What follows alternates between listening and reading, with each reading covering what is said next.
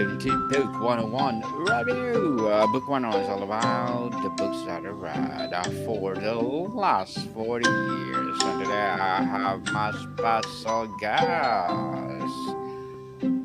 One of his advocacy, probate court bonds made simple for family guardians. None other than Mr. Phil Pavarini. Welcome, Mr. Phil, on Book 101 Review. And can you please introduce more about yourself that I miss? Hello there, Daniel. Thank you for having me this morning. And again, my name is Phil Pavarini. My background is pretty diverse. I've seen a lot of different things, done a lot of different things, and a lot of things brought me to writing this book about probate court bonds. So I am excited to be here with you this morning. And my background, I am a licensed insurance agent in at least 5 states. Our agency is in 5 states. I'm personally licensed in about 2 dozen more. Um, I am also a licensed notary, a licensed general contractor, a licensed private investigator. So I hold a lot of licenses and I pay a lot of fees to the government. Mhm. Uh, so, given all that, that is part of what brought me to writing the book.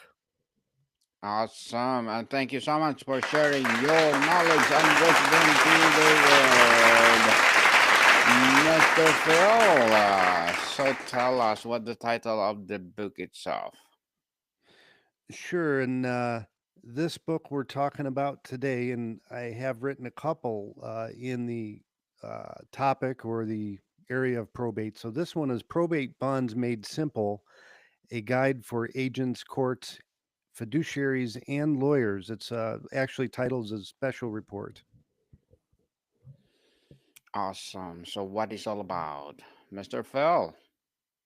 Oh, sure, David. What this book is about, it's an attempt to help the public and people that are buying bonds understand them a little bit more. Normally, when people discover they need a probate bond, which is very unusual for most parts of the world, from my understanding, it's pretty unique to the United States in particular, I believe. But even in the US, when people discover they need one of these bonds, they don't have any idea what they're about. So they're really no direction. And even when they go to buy them, normally insurance agents and attorneys and courts don't really explain much to folks about it. So that's why I put it together to give folks a really comprehensive understanding or as little as you want to know. So you don't have to uh, go take the whole course, so to speak. You could just pick through the book and look at important parts to you. Definitely. So what exactly is a probate bond and what simple terms? Why is it often required by the court? Sure. Probate bonds, I like to simplify them in the most basic way to describe them would be as essentially an insurance company is acting as a cosigner for the bond principal. So essentially, the court is going to tell, or the attorney is going to tell the principal that they need a bond, or the fiduciary that they need a bond. They're going to apply for a bond, and the bonding company is going to evaluate whether they want to guarantee or co-sign for that principal, so to speak. Interesting, Mr. Phil. And many families are grieving and stressed when they encounter these requirements. Beyond the legal obligation, what is the fundamental purpose of a probate bond and how does ultimately protect the heirs and beneficiaries? Sure, that's a two-part question there. Remind me if I forget the second part, but the first part I believe is what it protects, and that is that it's going to protect not only the heirs and beneficiaries, devisees of the estate, but it's also going to protect creditors. So a lot of times folks will come to us and they'll say, I'm the only heir. There's no one else that is entitled to any part of this estate. Why do I still need a bond? And that is because of that last reason, the creditors. So if there are any unknown creditors or unknown heirs or beneficiaries, all those are going to be lumped into that bond, and the bond is going to protect the estates or the decedent's proper recipients of any portions of that estate. There's a common misconception that only dishonest or questionable executors need a bond. Can you dispel this myth and explain the common non fraud related scenarios where a bond is still mandatory? Now, I've got to compliment you, David, because that is a very specific question. And normally, folks that aren't familiar with bonds and probate bonds in particular wouldn't even ask it. So I compliment you that on that, David. Um, but for bonds, it's not a matter of whether somebody is honest or dishonest. It's not a guarantor in respect of whether you're eligible to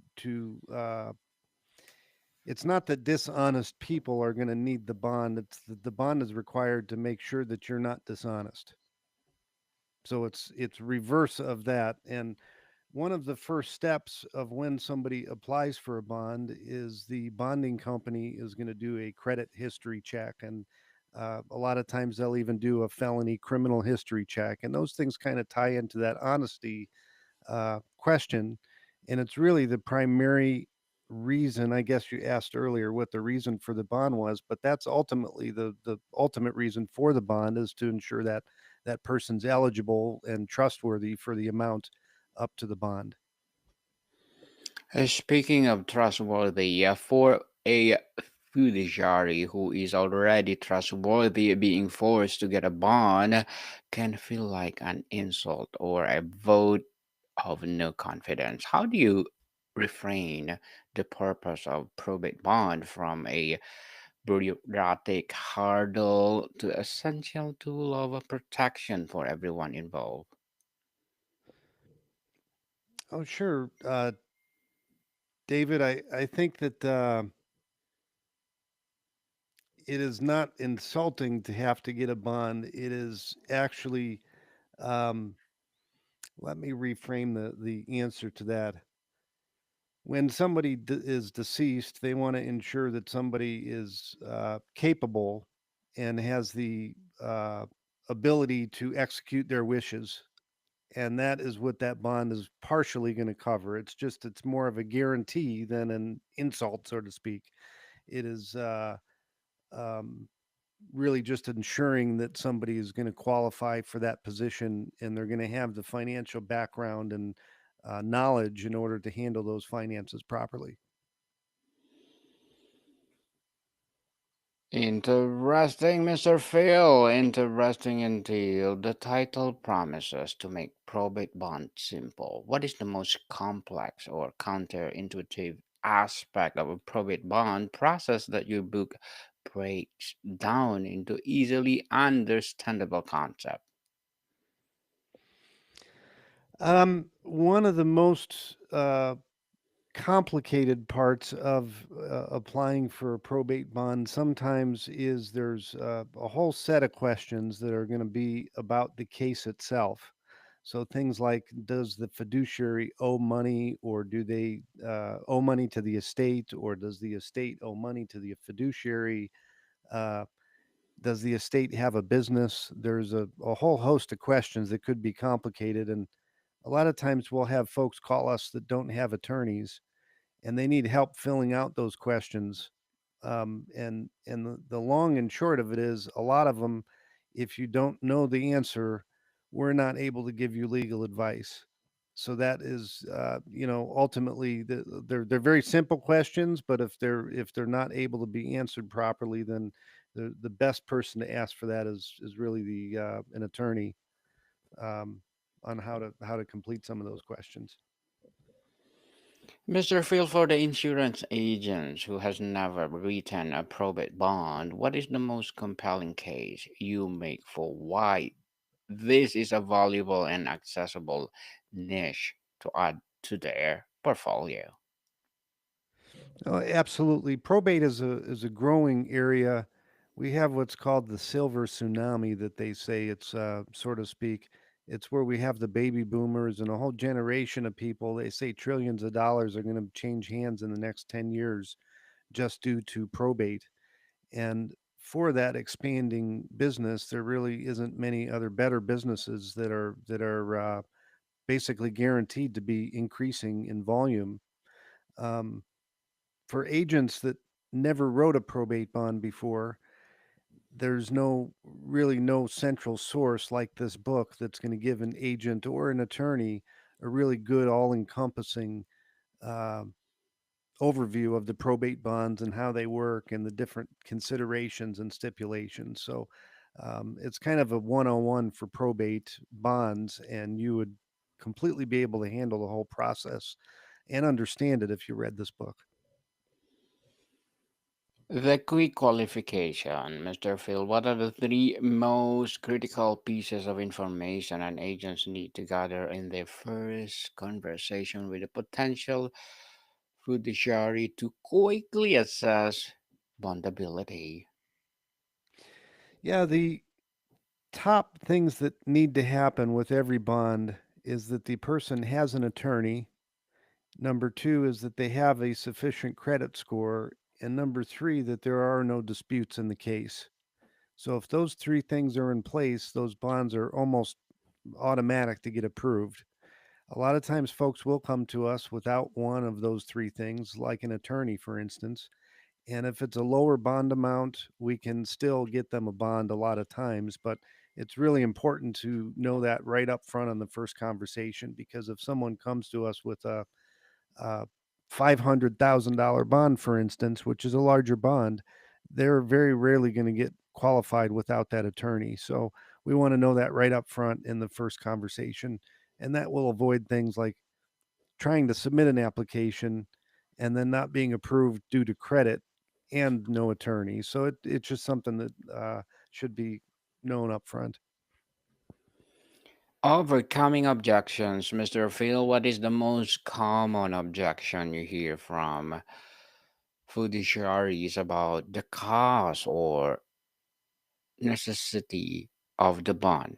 And what is your most effective script of an agent to overcome it? Well, the first thing we get, and this is almost every day, we get consumers calling, applying for a bond, and ultimately they're very upset with the fact that they have to get the bond to begin with. And they ask us, well, why do we need the bond? And, they really don't understand the whole process. So we do attempt to tell them or explain to them what the process is, and ultimately it's the court who's making them get that bond. It's not the insurance company or the attorney or even the decedent. It's the court and the law that's requiring them to get the bond. The law itself, and what is the most common, easily avoidable mistake agents make on a probate bond application that causes immediate underwriting delays? Really not understanding a lot of the underwriting questions. I spoke a little briefly about them earlier. But if you're not familiar with how to answer those questions, the best thing is to ask the attorney or the court. Because if you answer those questions wrong, it could turn a bond that could be automatically approved into a bond that requires underwriting. So, um, and that could delay things by days or longer, depending on the size of the bond and the type of question. So that's why really finding an agent that is experienced and knows about this or has read this book is really what somebody wants to do, is find someone who's familiar with bonds.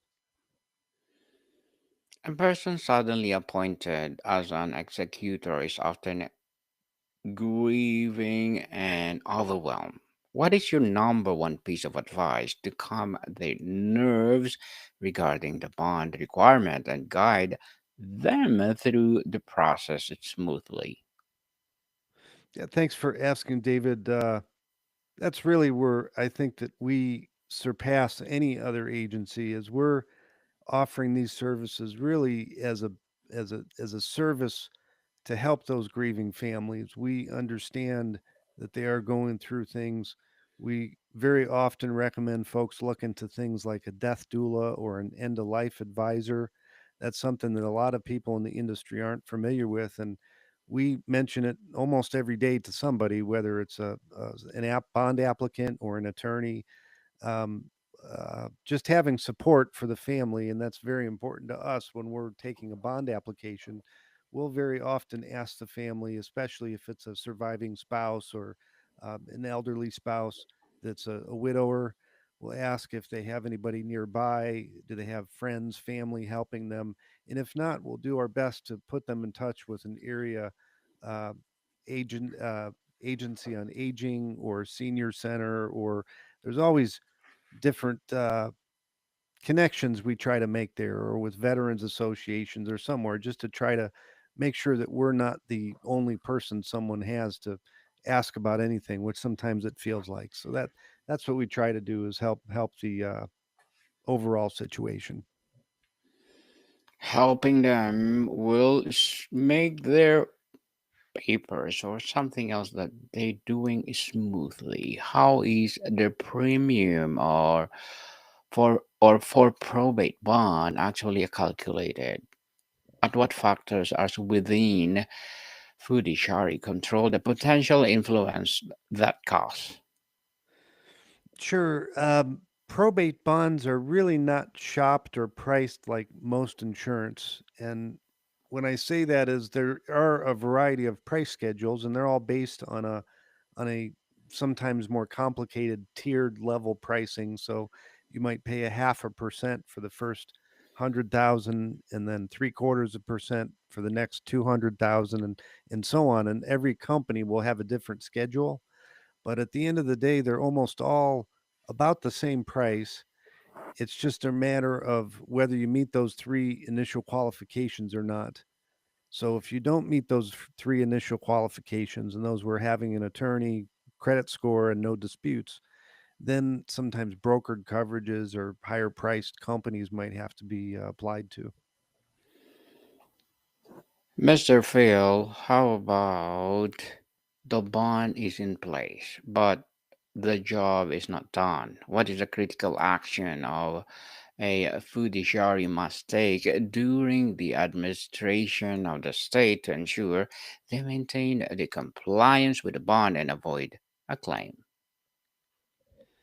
And that's a really important one. The most important thing is to always keep in touch with the court. So a lot of times we'll see applicants and fiduciaries that they've applied for a case, they've filed a bond, and then for whatever reason they don't have an attorney. Maybe they're one of the bonds we got approved without, and they move, they stop getting notices, they think everything's done, and they kind of just move on and forget about the case. And that's one of the worst things. Ultimately, there could be a bond forfeiture, and uh, just cost them a whole lot of headache that they don't need. Interesting, Mr. Phil.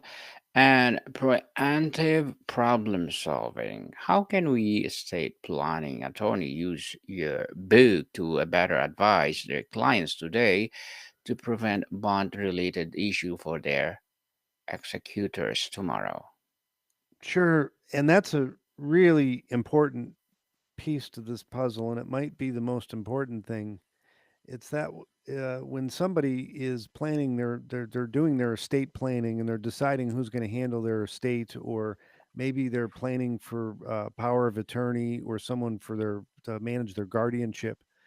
uh, who they pick today, they might not be alive tomorrow when it's time to do that job that they're designated for, or maybe their situation has changed. They could have went through bankruptcy. They could have committed felonies. You never know what somebody is going to go through in their life when somebody's starts to do estate planning today, and it doesn't end up being executed for 10, 20, 30, 40 years.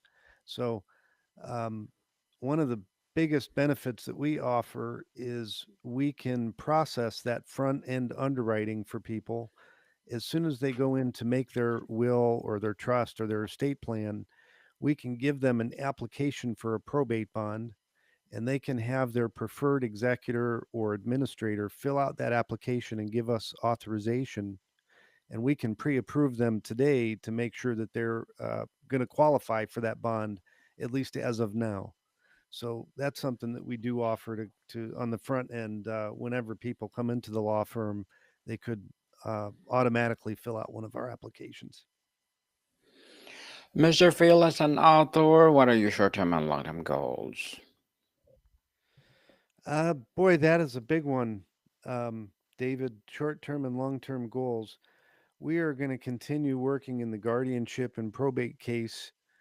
We have a number of new websites, both that have come online recently, guardianshipsoftware.com, familyguardiantools.org, probatebooks.com. There's several websites that we're working on just to help families more. The entire goal of all of it is to make families easier to go through the probate process, and we're trying to be a small part of that puzzle. So we're putting together a number of tools for probate directories and podcasts, that sort of thing. Good luck to your goals, Mr. Phil, and looking forward for more success. And what will be a piece of advice for those people out there who want to be like you? Well, I don't know I can say very many people that are envious to be like me. I don't have a lot of folks chasing me around saying, I want to be like Phil. But uh, I'll tell you that my number one piece of advice, I guess, in life would be is just to take things one day at a time and not be too caught up in yesterday or tomorrow. Because right this moment, like you and me today, here together on the podcast, this is really all we have at this moment, and I appreciate that opportunity, and just hope everyone takes every day uh, for its own and not take themselves so seriously. Yes, and thank you for that advice, Mr. Phil. And can you please recommend a book or books that influence your journey? I'll tell you, there are a few other books that I have written in regards to probate, and one of them I'll just mention it to you real quick. It's "What Happens to Grandma's Stuff," and that's a kid's guide for probate bonds. So that's so when kids are sitting in the office of the attorney, the estate planning attorney, or the elder law attorney, the kids could have something to do. Awesome. Thank you for the recommended book, Mr. Phil. And across all the groups, you write for what is the most frequent and costly delay in the probate bond process, and how can it be prevented from day one? Well, the most frequently delay is the applicants themselves.